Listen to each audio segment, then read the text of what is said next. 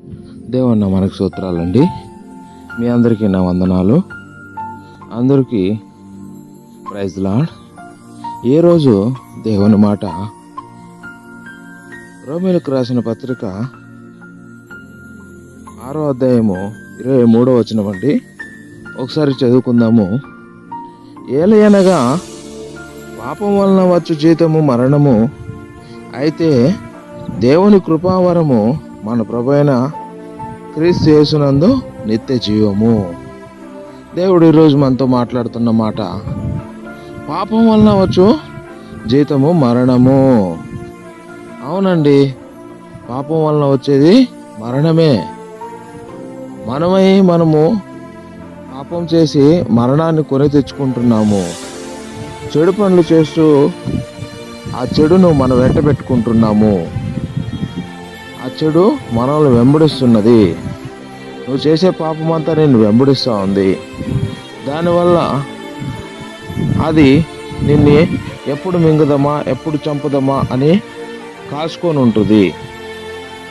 నువ్వు చేసే ఆ తాగుబోతుతనము అది నిన్ను ఎప్పుడు తాగు తాగు తాగు తాగు అని వెంబడిస్తూనే ఉంటుంది. అవకాశం దొరికినప్పుడంతా ఎంజాయ్ చేయి, తాగు అని నిన్ను ప్రేరేపిస్తూ ఉంటుంది. ఇలా నీ పాపము, నువ్వు చేసిన పాపము, నువ్వు చేసే చెడు నిన్ను వెంబడిస్తూ నిన్ను ఇలా అనేక చెడు పాపములు నిన్ను వెంబడిస్తూ నిన్ను చంపాలని నిన్ను వెతుకుతుంటాయి, నిన్ను వెంబడిస్తుంటాయి, నిన్ను చెడపాలని చూస్తుంటాయి. అయితే క్రీస్తు యేసునందు ఉన్న ఆయన కృపావరము, ఆయన మనకు అనుగ్రహించిన కృప, ఆయన పెట్టిన ప్రేమ, ఆయన పెట్టిన ప్రాణము, ఆయన పెట్టిన రక్తము, నువ్వు ఆయన కన్నా ఆశ్రయిస్తే ఇవి నిన్ను వీటన్నిటి నుంచి, ఈ పాపం నుంచి నీకు విడుదల, విముక్తిని కలుగు చేస్తాయండి. సహోదరుడా, నువ్వేదైనా ఇలాంటి పాపంలో చిక్కుకున్నావేమో జ్ఞాపకం చేసుకో. నువ్వు ఇంతవరకు విడుదల పొందటకు అనేక మార్గాలు అన్వేషిస్తావేమో. ఆ మందులు తాగదాము, ఆ పసరులు తాగదాము, ఇంకొక రకంగా మనము విడుదల పొందుదాము, అనేక రకాలుగా విడుదల పొందుదామని ఈ రోజుకొద్దు, ఈ సంవత్సరం ఇంకా చాలు, ఇలా మనం చేయకూడదని నువ్వు అనేక వాగ్దానాలు చేసుకున్నావు కొత్త సంవత్సరాలు వచ్చినప్పుడు. అయితే నీ వల్ల కావట్లేదు, వదులుటకు నీ వల్ల కావట్లేదు. నువ్వు తిరిగి ఆ మురికి గుట్టలోనే, ఆ పాపంలోనే పడుతున్నావు, ఆ చెడులోనే పడిపోతున్నావు. నీ వల్ల కాదు.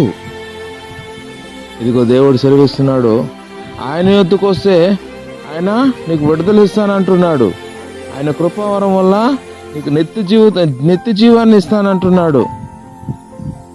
వీటి నుంచి విడుదల చేసే ఏ దేవుడే లేదు, ఒక క్రీస్తు తప్ప. నీ పాపం నుంచి విముక్తి కలిగించే దేవుడు ఎవరు? యేసు రక్తం తప్ప ఏదీ లేదు. జ్ఞాపకం చేసుకో. ఎవరైనా ఉంటే తెలియపరచండి కామెంట్ ద్వారా.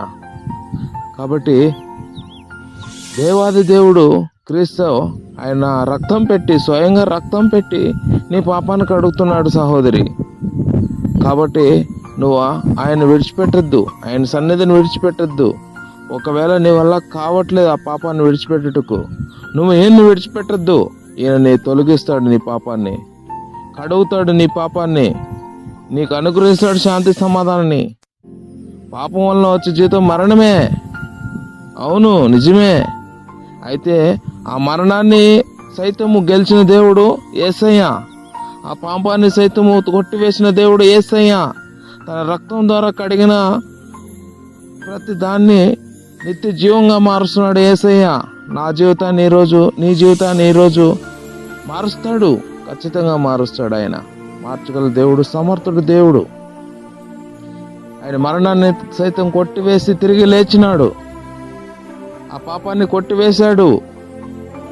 నీ పైన ఇంకా పాపము నిలబడి చేయకూడదు, నిన్నే అది వెంబడించకూడదు, అది కొట్టివేయబడింది. ఒకవేళ నువ్వు జీవితంలో దేవుని ఉన్నావైతే ఖచ్చితంగా ఆ పాపం కొట్టివేయబడుతుంది. కాబట్టి నీపైన అది ఏలుబడి చేయదు, నిన్ను ఏలదు, నిన్ను దాని వెంబడి తిప్పించుకోదు. జ్ఞాపకం చేసుకో సహోదరి, సహోదరుడా.